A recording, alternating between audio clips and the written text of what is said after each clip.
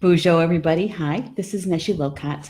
Welcome to the Star Nations organization's main fan page, where we do a live stream every morning with the card of the day, the draw, the energy that's most important for us to know about today. And so today is Friday, Friday, July 13th. It's Friday the 13th. Yeah, I know there's a lot of myth and stuff around a Friday the 13th, but I happen to like it. I was married on October 13th, and so every so often my anniversary falls on a Friday the 13th, and it's always been good to me. So welcome. Where I live is in Tomah, Wisconsin, which is in the northwestern part of the state, an hour from the Mississippi. And we had thunderstorms last night, which I love. I do. I love hearing the thunder come in and watching the lightning. Yeah, and this morning, thank goodness, because my gardens needed the water badly. And so it looks like we're going to be getting some more rain. They're calling for thunderstorms yet this morning, so I'm kind of hoping that happens. So I am going to check something here on my phone because we had a little issue with our internet last night. Thank goodness it was after the mini class at the Star Nations Academy closed group that we were having some issues here. And I don't know if it was because of the storm, because the storm was much stronger north of us. And I just want to double check something here to make sure that the live stream is actually going on. And it looks like it is. Good.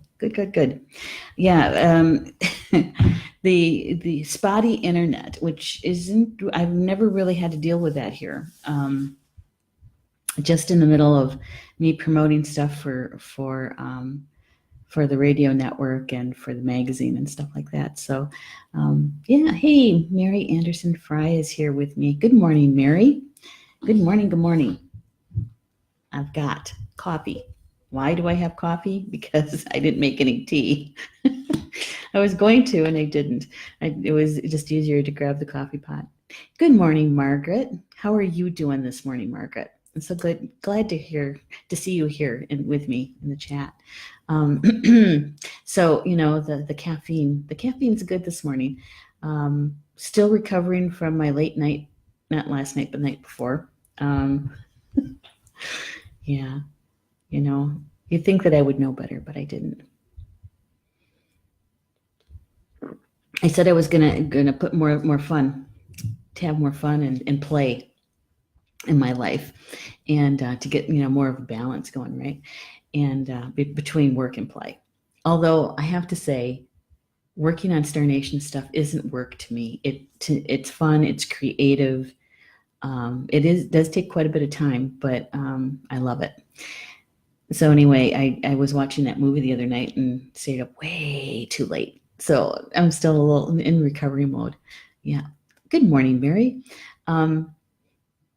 Yeah, I have some fun happening this weekend. In fact, it begins this afternoon. Some of my sisters are going to be here this weekend. We try to gather once a year to see each other in the physical rather than just on Skype or on a telephone call, that kind of thing. And we've been doing this since 2007, I believe, 2007 or 2008. And it's a small group of women that it started out with a book. We were reading, two ladies were reading Serpent of the Light by Drenville and Melchizedek.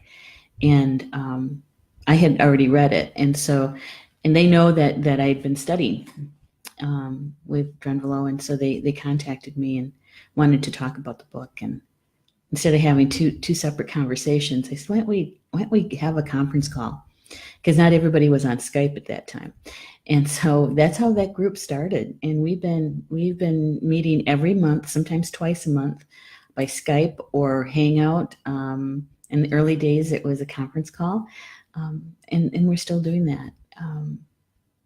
Our very first physical in-person gathering was in New York. and it was with three of us. It was me and Minnie and Donna, and that was where the idea was born, was to do this every year, and so including the other sisters in that. And I don't think we've ever had everybody at the physical gathering. We're always missing one, and this one's no different. We're missing two. Minnie can't make it because she's teaching next week at Great Lakes Retreat, and she's a lecture speaker, and she's teaching, I think, 5 different single sessions at Great Lakes Retreat in Olivet, Michigan. And they have some really good classes through there. It's like the first time I went, it kind of reminded me of Hogwarts for adults, because it's on a campus, right? So Minnie can't be with us this time around, and Donna is going to be traveling to Ireland, I think, later in the year, and so travel budget is kind of tight, so she won't be with us. But everybody's showing up today.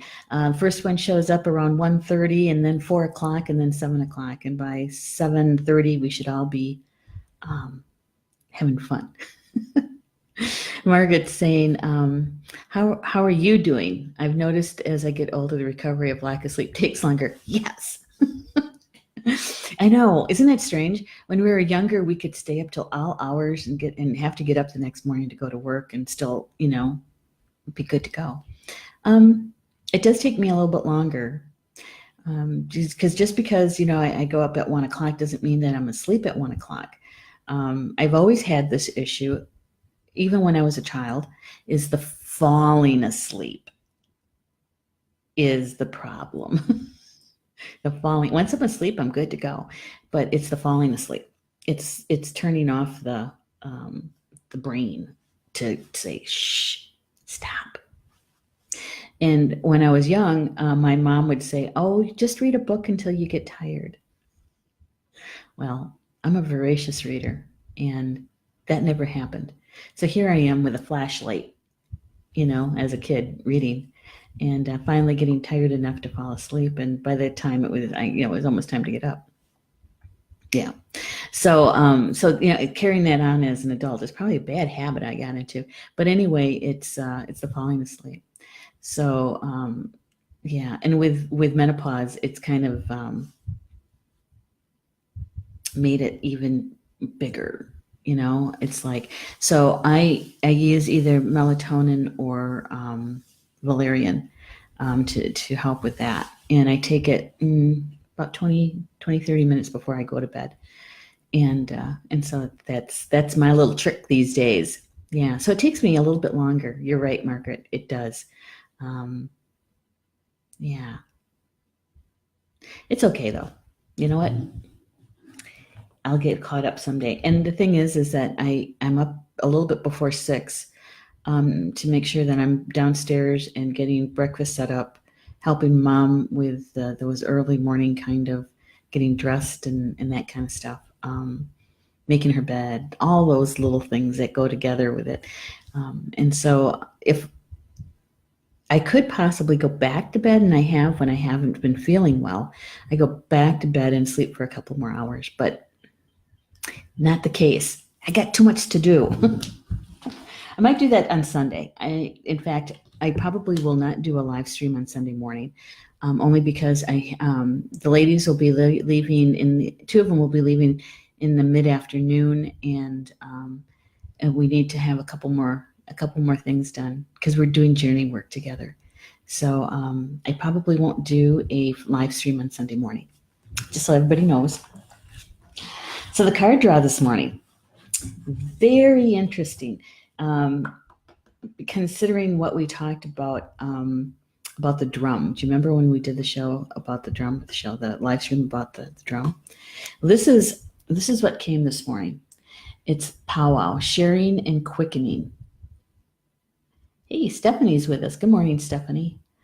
Yeah, and look at that artwork. Seeing these kind of headdresses in person is, you can't take your eyes off of it. Yeah, it's gorgeous.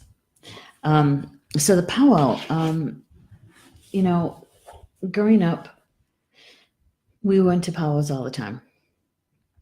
And some of them were competition and some of them were social. And although there's a social element to all powwows, even though the dancers are competing and the drums are competing, the undercurrent is always social. There are some ceremonies that happen for public, and sometimes those are sometimes it's a naming ceremony, sometimes it's somebody's receiving an eagle feather, sometimes it's someone who's graduated from college, or they just got their certification, approval, that kind of stuff. And so their family will do a giveaway and do a ceremony, have a special song sung for that person, an honoring song. And so it is very social. And there's something that Jamie wrote, because for those people who may not know about this live stream every morning, this is the card deck that we're working with, the Sacred Path cards by Jamie Sams, and also her companion deck, which is medicine cards about the animals. And so what Jamie writes about the powwow, when I was rereading it, this is the things that kind of jumped out at me this time. She says that this time of gathering was a quickening for the people. As the growth of a child in the womb feeds its mother's heart with joy, these gatherings produced a quickening of talents that fed the people. And I really have to agree with that. If you've ever been to a powwow, and if you're just watch, if you don't dance and you really don't know the etiquette of the powwow, just watch. People watch and listen to what the MC is saying, the masters of ceremony. And if you take the time to go through the vendor tables, you'll even see people still working on stuff, people doing beadwork because they're selling it, right? And in the evenings, many times you'll hear people sharing about the beadwork project that they're working on, or the next dance outfit that they're planning, and the components that go with it, And so people are sharing information, sharing stories, that sort of thing, And so it is a quickening. It is, because the children are getting involved with it. And if you've ever seen in the dance ring on they're called intertribals, where anybody can dance. And many times the adults will take a child out there and get them used to being in the dance ring and dancing with a lot of people around, right? And they're so much fun to watch. There was this one little girl. It was a few years ago. I was on the Upper Peninsula at the UP, and I was at the gathering of the people, which is an annual powwow and conference for the Potawatomi Nation.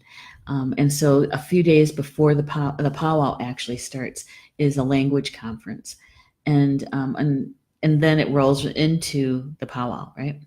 And so you've already been around many of the people for a few days already, so you start recognizing faces and people that you've talked to, and some relatives and that kind of thing, right? And I was watching the powwow, and there was this little girl. You could tell she loved to dance, and she was competing, and her outfit was so cute. And in some ways, she kind of reminded me of me when I was that age, when I was dancing in competition. And she was a really good dancer. She had heart for it, right? And so I was watching, and I noticed, where her mom or her aunties and grandma was sitting, and her nokomis. And so it was like on the second day, I took some money out. And a lot of times what will happen is that really, really good dancers, the people from the audience will go out and put money on the ground for them. In other words, thank you so much. It's like an energy exchange, right?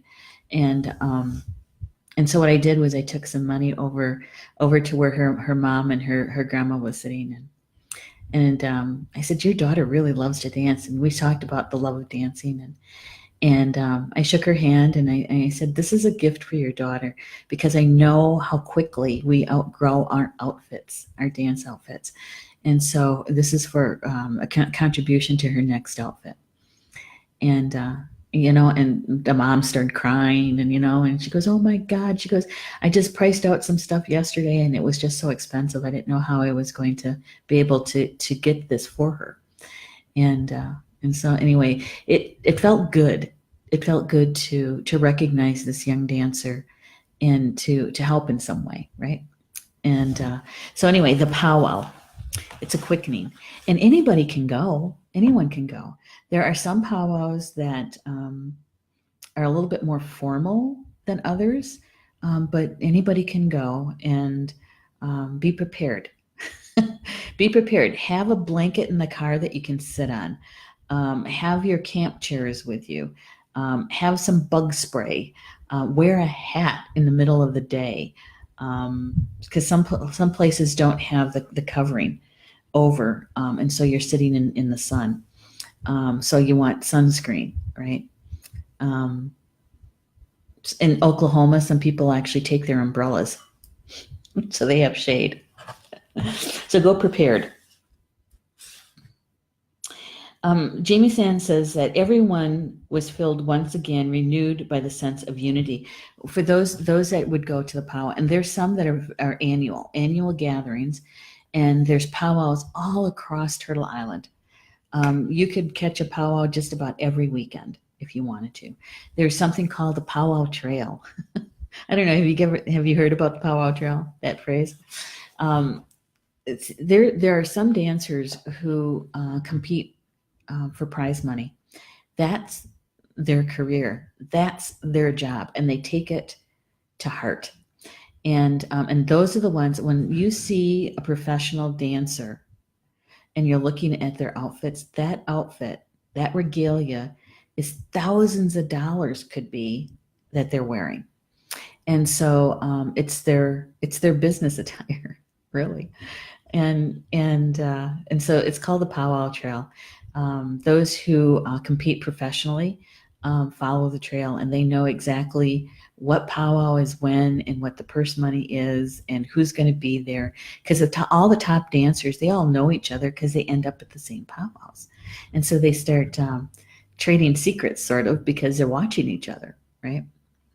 Yeah, that's kind of how the clothing changed. When I was a kid and we'd go to a powwow, you could identify the dancer and their tribal nation by the clothes they were wearing, their dance clothes. Certain moccasins for certain tribal nations, a certain kind of beadwork design. And so you could tell, that they were Menominee or Oneida or Ojibwa or Potawatomi or Ho-Chunk. You could tell just by their clothes.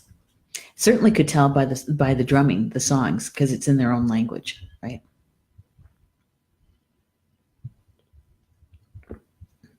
And so as time progressed, and the dancers who are the top dancers, who win the most prize money, they all know each other, so they're looking, they're watching. Anytime somebody had something new or different on, they would watch the judges' reaction to it, because you're trying to get the judges' attention, right? Well, how that all kind of rolled out is everybody started looking very similar. So you couldn't really identify what tribal nation they were from. And that took probably, I want to say, the 90s for sure, some of the 80s, 1980s. But the 2000s, we're seeing a renaissance of original regalia. And so I'm slowly seeing a return of the identifying with the nation that you're enrolled with, or that your parents are enrolled with. So I think it's great, both, because one is you're really sharing technique and all of that. And the other one, the Renaissance, is also connected to the language. And so there's that quickening, there's that sharing, right? I love it. If you've never been to a powwow, try it. You might like it. It is fun, just plain out fun. And you'll hear lots of teasing. In-laws tease a certain way, and at first you're kind of like, if you didn't grow up with it or you aren't aware of it, it's like, oh my God, did you hear that they said? But in-laws have a certain way of teasing each other. Yeah. So, well, Yvette Lozelle is here. Welcome. And you know what, Yvette? Don't you find it kind of interesting? I just don't, whenever you see somebody who has the same name that I do, I always check to see how they spell it. And we spell our first name exactly the same. My given name, my birth name, is Yvette. I used to say English name, but it's not English, it's French. But most people know me by Neshi, and that's a nickname from my Indian name, my spirit name. And I received my Indian name, my Native American name. We still call it Indian name. Isn't that funny? When I was just a toddler. And so, honestly, I don't remember the ceremony at all. But my Misha, my grandfather, named me. He named all of us, actually. All of his grandchildren. So thank you for coming, Yvette. And to see that name in the chat room brings a smile to me. Thank you. Something else that Jamie Sams wrote that kind of jumped out at me about the powwow card, because that's the card that we got today. It's about sharing and quickening. She says, swapping and trading were important parts of the gathering and considered an art. And that is true. That negotiation, and it doesn't start out with direct. You kind of find out, where you're from, and then you talk a little bit, and maybe somebody in common, and you hang out and you get to know each other a little bit. And then you say, well, I was thinking about this piece. How would you like, offering them a little bit less than what they're asking. So the negotiation starts. And some of the vendors expect that. There's other vendors, depending on where they're from, don't expect that. And so they're a little, what? No, that's the price. So then okay. Right? We're not going to play that game. We're not going to play the negotiation thing. And so they end up, getting what they asked for. The other thing that happens that I love, and that's the telling of the stories. And some of the storytellers will actually take the mic, be introduced and take the mic, and they'll tell the story, a story. And I love that part. I do. Many times when they're going to be singing a special song, one of the drums is going to be singing a special song. Either the MC or one of the storytellers will get up and they will explain how the story or the song came about, and how it's passed down through the generations or something like that. They'll give the explanation, but within the explanation, they're telling the story. Or if somebody drops an eagle feather, a dancer drops an eagle feather while they're dancing, everything stops. The drum stops, the singer stops singing, drumming, the dancers stop dancing because the MC is letting them know that an eagle feather is on the ground, which is not a good thing. And so they'll explain, somebody will get up, usually a veteran will get up and explain what needs to be done. And they identify certain veterans, certain warriors, somebody who is maybe active duty. And they will, and if they've never helped with the ceremony, the ceremony gets explained to them. But they do a ceremony to pick up the feather. Not everybody can pick up a feather. And so they do the ceremony to pick up the feather. Now the warrior who picked up the feather has a choice. They choose to give the feather back to the person who dropped it, or they keep it. Okay, and they're not keeping it out of spite or anything like that. It's just that it depends on how the dancer is behaving, because maybe they just need to be reminded about the specialness of receiving the feather and how taking better care of it, kind of thing. And if they're kind of nonchalant about it and they don't really care, then the veteran will probably keep the feather. Depending on the nation, not all of us do the same thing. Many times the veterans will sit with the dancer and tell them the stories of a story where they were in combat, and why that feather represents and what it represents. So the dancer has more of a connection to that feather. So it's really a learning process as well, but we also learn much about our own culture that way. Yeah. So Yvette's saying, that's really a good point. Where did the term Indian come from? Native American is the right term, right? And what does quickening mean? All right, that is, okay. Indian, the term Indian, of course, is a misnomer, right? It harkens all the way back to that old guy that got lost coming over on the Mayflower. No, I'm sorry, it wasn't the Mayflower, but Columbus. What he thought he landed in the East Indies, and he didn't. And so the indigenous people on Turtle Island, where he ended up, was called Indians. And that kind of stuck for a really long time. A long time. Native American, no, it went from American Indian to Indian. And so that is a misnomer. But my grandparents were in a generation, that is how the indigenous people here were identified. We're American Indian and then Indian, right? And so that's where that kind of comes from. It's kind of like a holdover from past generations. Native American is probably more acceptable, definitely. But even then, that's not quite right either, because there's a lot of people who are born here who are not Native American by, indigenous blood, but yet they're native to this land because they were born here. They could be of German descent completely, or French or English, or, a combination of all of that. So it's not quite right either. Many people these days we call ourselves indigenous. First Nation is another term that comes out of Canada. But when indigenous people are talking to indigenous people, we use our tribal name.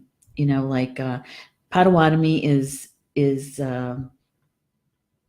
close to the original, the language that we use to call ourselves is Potawatomi is Potawatomi in Potawatomi. Does that make sense? Anishinaabe or Anishinaabek is meaning the people, which is Potawatomi. In fact, I'm going to show you something. I have a new t-shirt. Anishinaabe Manoman. I'm a Anishinaabekwe. I'm a Potawatomi woman. But Manoman is the word that we use for wild rice. And so Anishinaabe Manoman is Potawatomi wild rice. And so that is how that's kind of how the what you're going to call somebody by their tribal affiliation, right? And not everybody's enrolled. It's a whole different story and a whole big probably show all on its own to explain the terms. And it goes by generation too. My mom still uses the word Indian. And I have to, I'll ask her, so which Indian are you referring to? Are you referring to us, or are you referring to East Indian? And she'll give me this look, and she goes, I'm referring to us. Oh, okay. And sometimes she is referring to an East Indian. So I have to ask. Yeah. The quickening. The quickening is when, how do I want to explain this? A quickening is when you receive information, when you receive, even if it's just energetic or if it is the verbal, or it's just even being in a certain place because you can feel the spirit of that place, right? And you take it in. And there's parts of us that recognize it immediately because it's in our DNA and in our blood. Okay. And many times we might not even completely understand it, but it feels so right and it feels so good. And so to me, that is the quickening. So when we're listening to the stories, or talking about like the dance regalia or something like that, or hearing the drums, you know, and you feel that, and whether you're indigenous or not, drums are in everyone's tribal background, because if you go back far enough, everyone comes from a tribal nation, and every indigenous tribal nation, because they were indigenous to some continent, all had a drum. And so it's that beat of the drum that we resonate with. It's the heartbeat of our own mother that we recognize it to, connect it to. And then it also is the connection to the beat of Grandmother Earth, right? And so that is the one thing that really does unite us. It does. Yeah. All right. So I hope that was helpful, Yvette. Hey, Connie's here. Hello, Connie. Connie is one of our live stream hosts here on Star Nations Radio Network. She does her show the last Thursday of the month, and her show is called The Spiritual Mysteries of Life.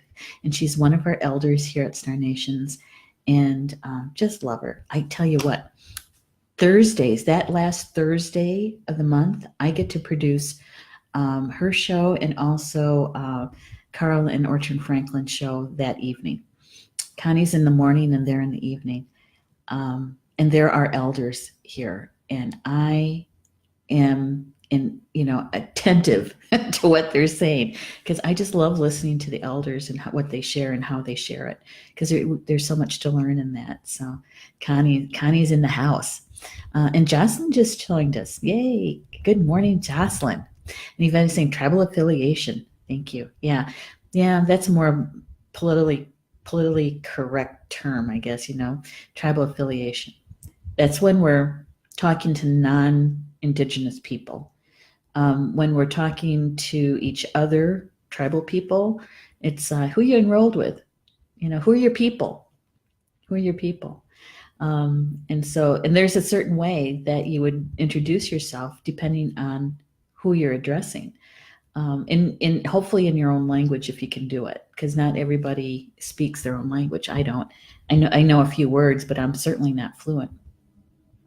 And so the traditional way of introducing yourself is to say what your name is, where you're from, and then you say my grandparents are, my parents are, and so you give them your lineage, and that tells them how we're related maybe to them.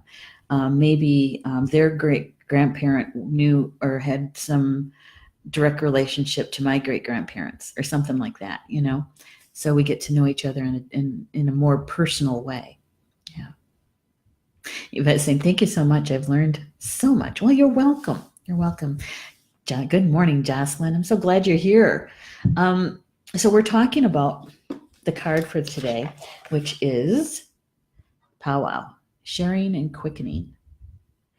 And Jamie Sams, I think Jamie wrote really well about the powwow. I think she really connected to the essence, the spirit of the powwow, because it is really very a social gathering, but embedded in it is the culture and the spirit of the nation, really. So she goes on to say that in modern day, powwows are a little bit different than what they were, of course, when our ancestors had them. They're A lot of times the dancing didn't happen until the evening. And in modern day, they maybe will start like in the afternoon. They'll do grand entry. That's where all of the dancers will come in. It's a ceremony. They follow the flag ceremony, and all the dancers come into the arena. Um, and a lot of times they'll do 1 o'clock grand entry, and so there's some social dancing. Competitions usually don't happen and start happening until late in the afternoon. Another grand entry will happen around 7, and then the main competitions will start in the evening. Why? Because it's usually hot. It's usually hot. It's summertime. Powwows happen in the summer in warmer weather. And so, and it gets hot. And so the dancers, in order to be kind to them, the majority of the competitions happen later in the day and in the evening. It's a little bit cooler. Yeah. So if you go to a powwow, know that the meat and potatoes of the powwow is not going to happen until later in the day or in the evening, just so you know. And Jocelyn says that that the Earth Mother sings her joy when these gatherings produce unity rather than separation. When the people gather in unity, there's the drum is the unification tool. The vendors are a part of that. If you don't know how to dance, that's okay. Somebody will teach you. There's a very general way to dance. You don't have to be a fancy dancer unless you want to be. And so it really is about the coming together. Now, I'm not saying that it's perfect, because we're all human. Those two-legged, they're all human, and there's things that come up. Sometimes there's friction between the dancers. Sometimes there's friction between the drums. Sometimes you can hear the cooks not really happy because there's food vendors too, right? And sometimes the food vendors have certain places that they want to be because they've been to this powwow year after year. And if they get there and somebody else has their spot, their usual spot, it's like, there's going to be sparks. So, yeah, but it's fun. It really is fun. And to let you know that chances of you getting a vegetarian meal there is probably pretty slim. Yeah, fry bread, but yeah, if you're vegetarian, I would definitely take a bag with you of something that you can have, because chances are you're not going to find a vegetarian meal there. A little something along the way. Jamie says that since powwows also gathered the best in all the tribes to mark the strength of the nation in days long gone, so does the idea of the powwow teach us to gather the best of the energies and talents today. And I think that we do. And when we think about this, even in the non-Indigenous gatherings, isn't that the essence of that? Sometimes those things that we go to, like family reunions, possibly even association kind of conventions, the gathering of the best, and that sort of thing. I had a truck pulling up. I couldn't figure out who that was. It's my husband. I didn't recognize his truck. That's probably because I'm lack of sleep, right? So anyway, the powwow.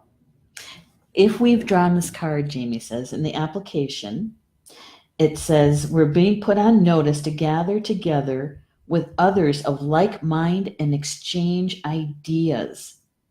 The quickening of some aspect of your life will be aided if you use a support system and see what type of support you can call upon from others.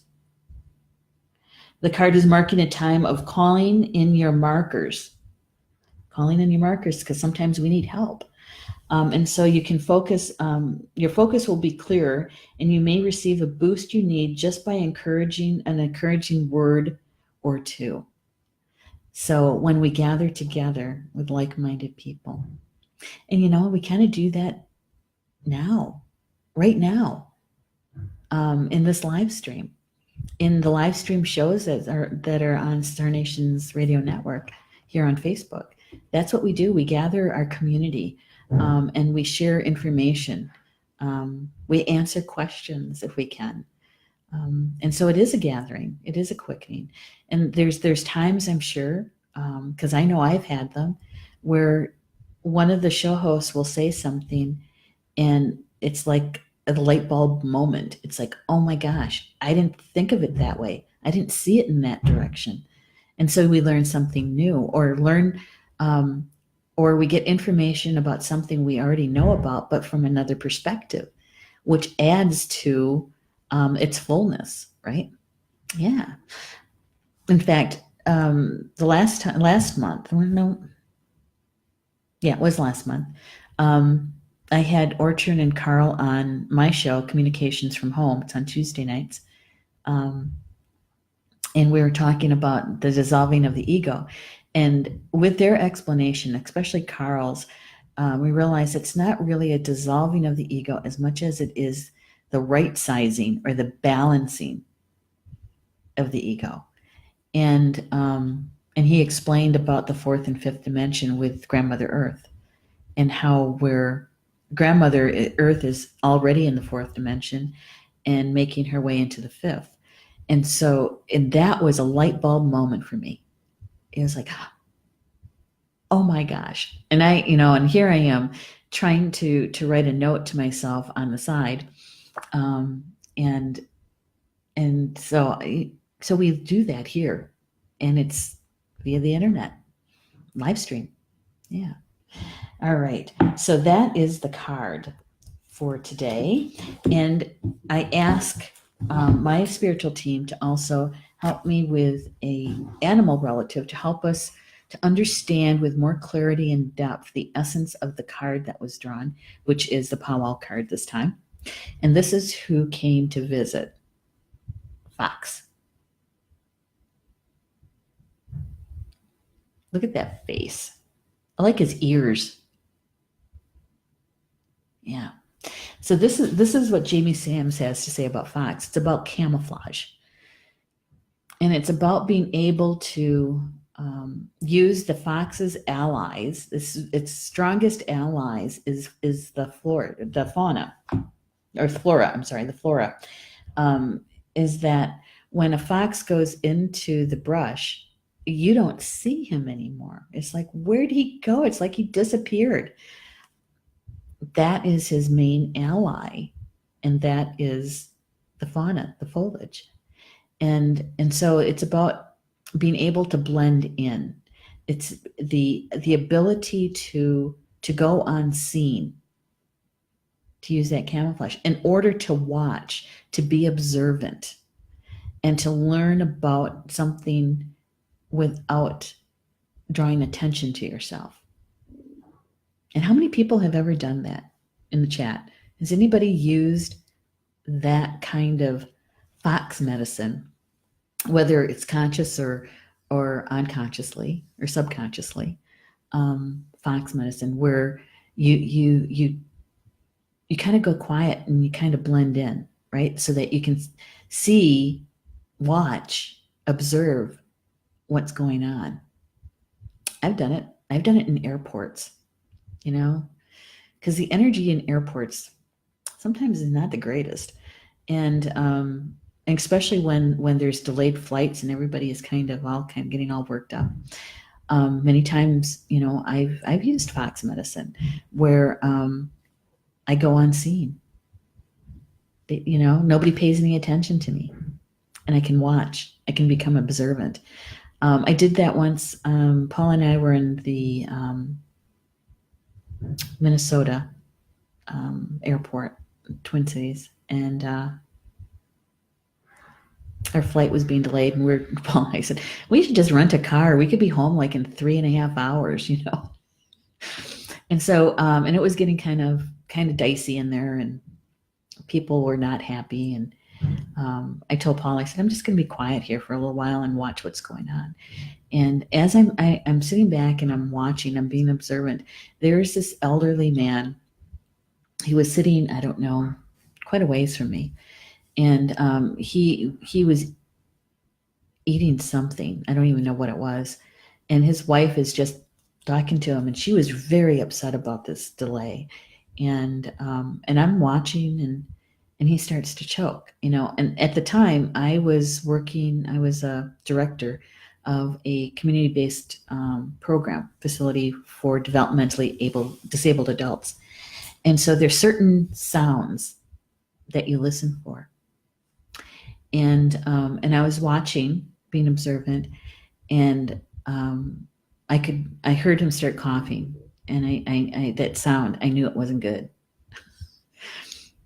And I kind of sat up and I said, okay, I need to be seen. And as soon as seconds later, he locked eyes on me, this older man, and we had eye contact, and I got up and I ran toward him because he was choking, right?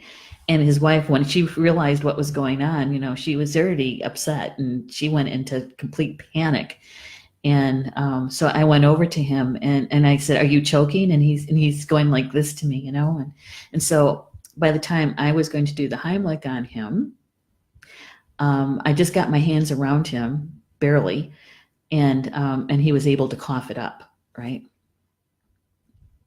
Security's there, and Paul's trying to calm the wife down. And it was like, so when you go on scene, when you go quiet and you observe, there you can see so much more than what's going on than if you're not. And sometimes it is a good thing. It is a good thing. So if you go to a powwow and you've never been there before, sometimes being in the observation mode is the best way to learn. The lay of the land, so to speak, right? Yeah. So Yvette's saying blend in to observe. Yeah. I didn't know it had a term, fox medicine. Yes, it does. And Jamie Sam says that fox medicine involves adaptability, cunning, observation, integration, swiftness of thought and action.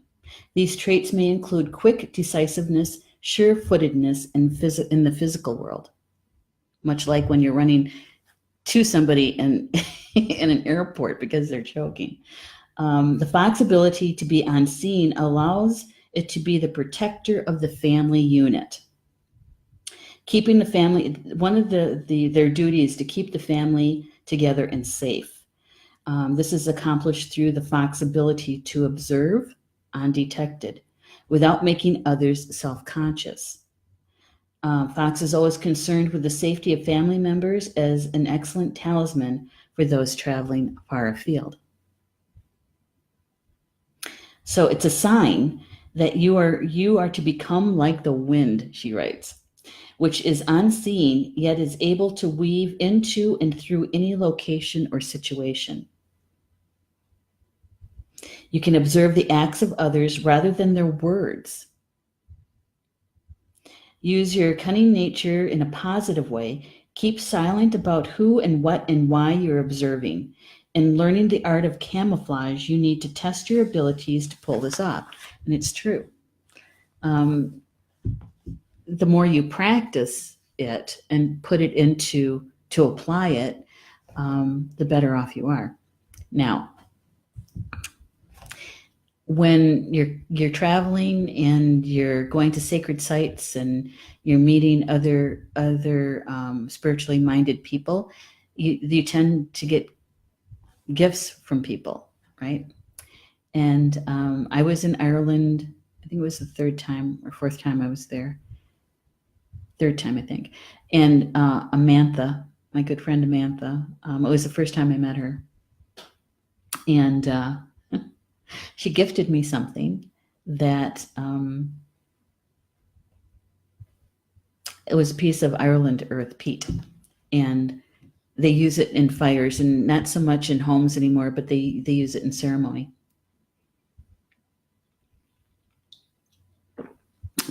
how am I going to get that into the United States? So when I got packed up and I was heading out, and I thought, okay, we're going to go on scene. You know, of course, you have to go through security and all of that, but my bags weren't marked to because they do that randomly, And so, no, everything was fine. Had I not practiced fox medicine, it's a possibility that my bags would have been checked and they would have confiscated my peat. It was just peat. And so anyway, so you can practice, and you don't necessarily have to do anything like, like a spy movie kind of thing. Just practice it when you're in the grocery store, or out and about. All you have to do is practice, just go on scene. And really what we're doing is we're pulling our energy in close, right? Because a lot of times when we want to be seen, we're more extroverted. Our energy is much further out. Do you ever notice when somebody walks in the door and they got big energy, and literally everybody turns to look at them, right? Some people will say, well, they just took all the oxygen out of the room. So many times our energy is very big because we want to be seen. In this way, it's the opposite. You want to bring your energy in close, and so that if somebody wants to sense your energy, they have to work at it. They have to actually, turn their full attention onto you, to actually see you. The thing is that you don't want it to be out of balance, though. You don't want to do it so often that you go unseen, because you want people to see your gifts. You want to share your gifts with the world, right? And you don't necessarily want to be blending in with your environment all the time. You want to be seen in certain situations, yeah, and unseen in others. Yeah. All right. So how does this card, the fox medicine, help us understand the powwow essence card of that card? I think it has to do with that, the camouflage of going on scene. So that when you're in a social situation like a powwow and you've never been there before, is to sit back and watch, and to be able to do it so that others aren't self-conscious about it, right? And it's a way to learn. It's a way to see some things for what the truth is, because the words aren't necessarily telling you what's really going on sometimes, right? Oh, the poem. I wanted to read the one about the fox. Jamie Sams is a really good poet. I really like her poetry. She says, "Fox, where are you? Under the ferns? Becoming the forest so I can learn. Are you watching, invisible to me? Trying to teach me to become a tree?" I like it. I like it a lot. Let's see what she says about the poem for the powwow. The powwow. All right. So here's the poem for the powwow. Gathering of teepees, new friends and old, trading of stories told and retold.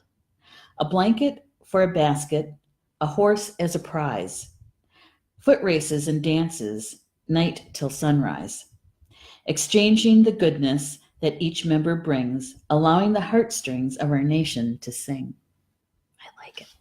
I love her poetry. All right. So Yvette's saying, for some reason, who's from England, UK? I had no idea that peat was used in ceremonies. Yeah, that's the Irish, old Irish, the Irish Shavans. I think I pronounced that right. Yeah. They still use peat in some of their ceremonies. Not all of them, but some of them. Because I know that they used to, in the old days, right? They used to use it to heat their home. These days, it's more used in ceremony. Yeah. Check out Amantha Murphy. Amantha Murphy. She is a spiritual teacher, and she teaches about Irish shamanism, lack of a better word.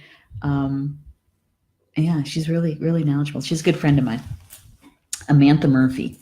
So with that, enjoy the rest of your Friday, your good Friday the 13th Friday. And, and I say this in every live stream is, please, just take the information that you heard or that you shared for, with others here. What resonated with you? What felt good? Just, hold on to that. Watch how your day unfolds in the essence of the Pow-wow card, the essence of the fox medicine, and how that's flowing to you, around you. If you thought, what the heck is she talking about? And it didn't resonate with you, that's okay. You can let that go. Maybe it were just planting seeds, or maybe you're sharing it with somebody else and it was meant for that person. And just see how you interact with the energy of the powwow and the fox medicine. Are you a witness of it, or are you a direct participant? Either way, it's good stuff. It's good medicine, right? All right. So I'll be back tomorrow morning with the card draw on Saturday. I will not be doing a card draw. My husband's looking in the window. A card draw on Sunday. Okay. All right. So with that, Bama Mina, until we see each other again.